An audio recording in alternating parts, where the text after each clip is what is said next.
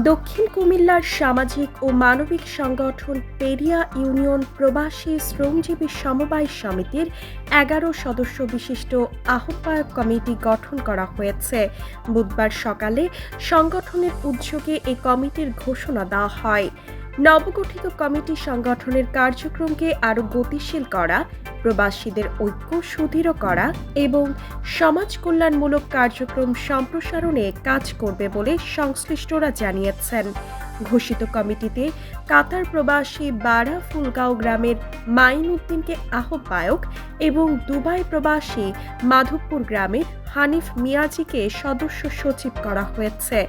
কমিটির যুগ্ম আহ্বায়ক হিসেবে রয়েছেন দুবাই প্রবাসী শাকতুলি গ্রামের শহীদুল্লাহ, বাহরাইন প্রবাসী পেরিয়া গ্রামের বশির আহমেদ মজুমদার, বাহরাইন প্রবাসী কাকুইরতলা গ্রামের দুলাল হোসেন, কুয়েত প্রবাসী চেহরিয়া গ্রামের আব্দুল কাদির মজুমদার এবং ওমান প্রবাসী রুদ্রচুমা গ্রামের হারুনুর রশিদ।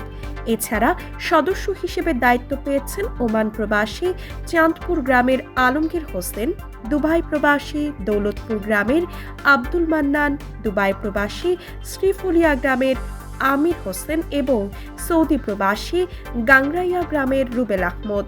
নবনির্বাচিত আহ্বায়ক মাইন উদ্দিন বলেন, পেরিয়া ইউনিয়নের প্রবাসীদের মধ্যে পারস্পরিক সহযোগিতা, ঐক্য ও ভ্রাতৃত্ববোধ আরও শক্তিশালী করাই আমাদের প্রধান লক্ষ্য।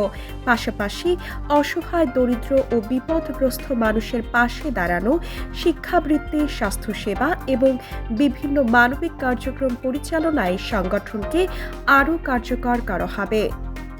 সকল প্রবাসী ও স্থানীয় বাসিন্দাদের সহযোগিতা নিয়ে একটি স্বচ্ছ, জবাবদিহিমূলক ও কল্যাণমুখী সংগঠন হিসেবে সমিতিকে এগিয়ে নিতে চায়।